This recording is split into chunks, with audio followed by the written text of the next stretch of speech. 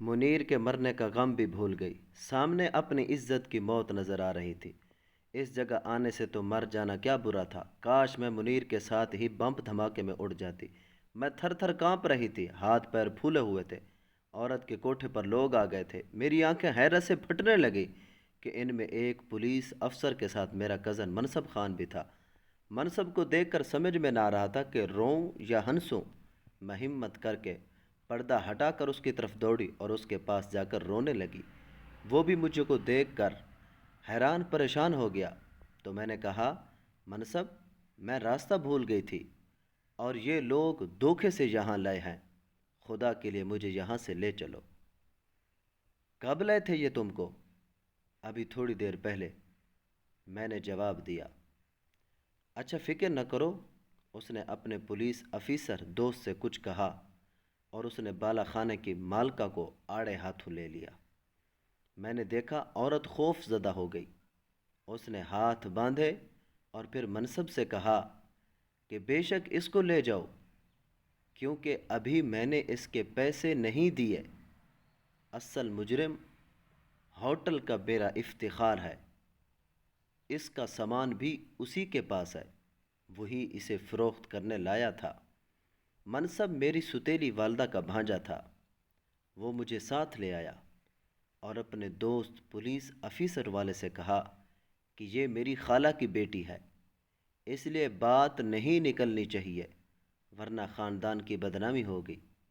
غلطی سے ان بدماشوں کے ہاتھ چڑھ گئی۔ شکر ہے ہم یہاں پر بروقت آ گئے۔ بہرحال میں صبح ہی اس کو گھر لے جاؤں گا۔ تم افتخار سے اس کا بیگ برآمد کراؤ جس میں اس کا شناختی کارڈ، زیور اور نقد رقم ہے۔ وہ رات میں نے منصب کے ساتھ گزاری۔ اگرچہ میرا دل منیر کے لیے دکھ سے بھرا ہوا تھا، مگر میں نے منصب پر یہ زہر نہ ہونے دیا کہ مجھ کو منیر کا دکھ ہے اور میں اس کے لیے رو رہی ہوں۔ گناہ منیر نے میرے ساتھ نہیں کیا، کیونکہ وہ نکاح کے بعد جائز رشتے سے ملنا چاہتا تھا تاکہ خدا ہم سے خوش ہو، مگر موت نے اس کو مہلت نہ دی۔ اللہ تعالی نے اس کو گناہ سے بچا لیا۔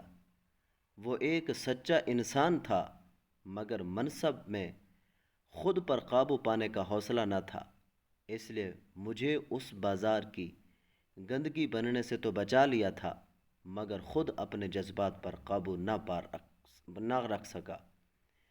جب میں زار و قطار روئی تو وہ شرمندہ ہوا۔ اس نے مجھ سے وعدہ کیا کہ وہ مجھ سے شادی کرے گا اور معافی بھی مانگی، مگر اب کیا فائدہ تھا؟ لوٹ لینے کے بعد کوئی معافی مانگے تو دامن تار تار ہی رہتا ہے۔ اگلے دن منصب مجھے گھر لے آیا اور میرے والدین کو سمجھایا کہ اس کو کچھ مت کہنا، جو غلطی ہوئی ہے اس کو معاف کر دیجیے اور شکر کیجیے کہ اس کی عزت اس بازار میں نیلام ہونے سے بچ گئی۔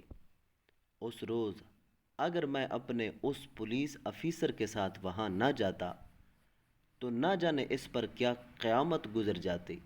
اللہ کا کرم ہوا کہ میرا وہاں جانا آپ کی عزت کے تحفظ کا سبب بن گیا، اور شاید منیر کی موت بھی اسی طرح لکھی تھی کہ وہ بھیانک حادثے میں اس طرح دنیا سے چلا گیا۔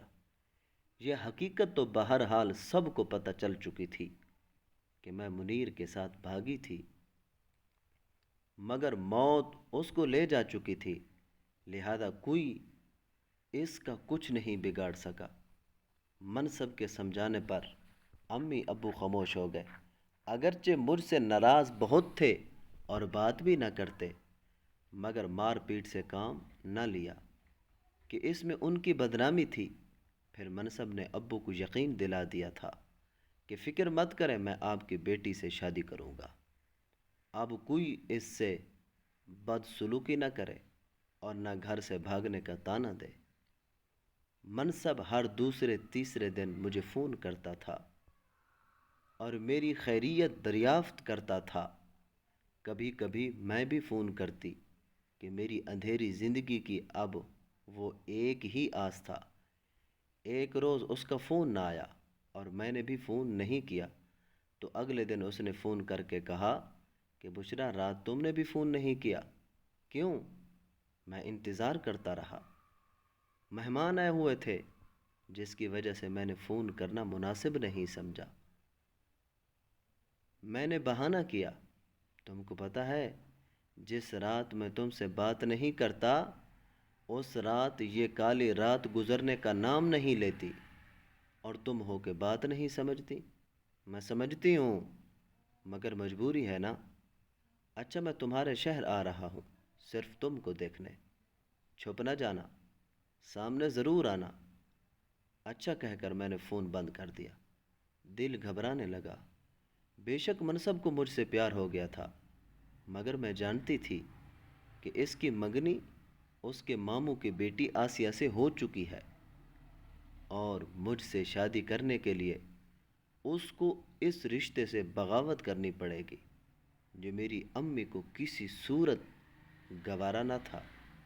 منصب گھر آتا تو بھی امی کے سامنے ہم بات نہ کرتے کہ ماں اپنے بھانجے کا مجھ سے گھلنا ملنا سخت ناپسند کرتی۔ تاہم فون پر اس نے کہا کہ صرف تم سے ملنے آ رہا ہوں، وہ یہاں اپنے گھر والوں سے ملنے آ رہا تھا۔ پھر اس نے مجھ سے ملنے آنا تھا مگر گھر پر بات نہیں ہو سکتی تھی، لہٰذا اس نے یہاں آ کر فون کیا کہ پھر تم فرح کے گھر آ جاؤ، وہاں بات کر لیتے ہیں۔ فرح اس کے چچا کی بیٹی تھی اور ان کا گھر قریب ہی تھا۔ مجبوراً میں نے امی سے کہا کہ فرح بیمار ہے، کیا میں پوچھنے چلی جاؤں؟ وہ بولی ہرگز نہیں، شام ہونے والی ہے، یہ کون سا وقت ہے فرح کے ہاں جانے کا؟ تمہارے ابا ناراض ہوں گے۔ میری بہن نے طرفداری کی، امی جانے دو نا، بھیا چھوڑ آئے گا۔ ہرگز نہیں، آج کل جوان لڑکی کو بھیجنے کا زمانہ نہیں، لوگ پہلے ہی کم باتیں بناتے ہیں۔ اتنے میں فرح کے گھر سے اس کا چھوٹا بھائی آ گیا کہ فرح باجی کو اسپتال لے جا رہے ہیں۔ تب امی کا دل پیسا جا رہا، بولی تم لوگ گھر پر رہو، میں خود جاتی ہوں وہاں۔ اسی دم وہ فرح کے گھر چلے گئے۔ ان کے جانے کی دیر تھی کہ منصب گھر آ گیا۔ دراصل اس نے فرح کے بھائی کو بھیجا تھا کہ امی گھر پر نہ تھیں، اب ہم بات کر سکتے ہیں۔ تب اس نے کہا بشرا تم ماں کو راضی کر لو، کیونکہ تمہیں پتہ ہے کہ میری ماں آسیہ کے علاوہ کسی کو بہو نہ بنائے گی، وہ ضد کی پکی ہے، یہ ناممکن ہے۔ تمہاری خالہ میری سگی ماں نہیں ہے، تم جانتے ہو تم ان کو راضی کر سکتے ہو تو کوشش کر کے دیکھو۔ میں ان کے سامنے زبان نہیں کھول سکتی۔ اچھا بتاؤ، اگر ہماری شادی پر کوئی راضی نہ ہو تو کیا تم مجھ سے کورٹ میرج کر لو گی؟ اس کی بات سن کر مجھ کو ٹھنڈا پسینہ آ گیا۔ کیا کہہ رہے ہو؟ منصب ایک بار پہلے بھی میں اس راہ گزر چکی ہوں اور راستہ بھول چکی ہوں۔ تم نہ ملتے تو تباہی میرا مقدر تھی، لیکن اس بار ایسا نہ ہوگا۔ میں جو تمہارے ساتھ ہوں، تم خود اپنے اور میرے گھر والوں سے بات کرو گے۔